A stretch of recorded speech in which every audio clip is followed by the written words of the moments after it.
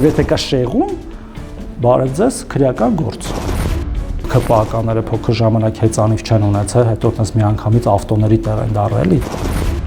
Հիմա ես կարայի այդ գումարը պահեի կամ կինս կարար այդ գումարը պահեր իր բանկային հաշվին։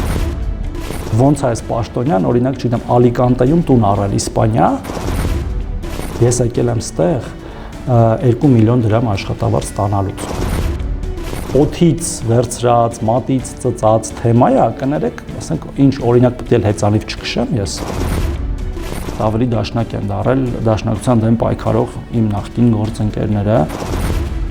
ընդդեմ մեր պետականության եւ ինքնիշխանության կոնկրետ պայքար են մղում ամենաստոր մեթոդներով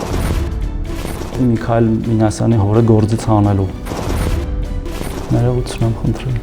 Արմլու լրատվականի հաղորդումը «Ժողովրդի հարցերը» դիտեք ապրիլի 8-ին ժամը 21:00-ին։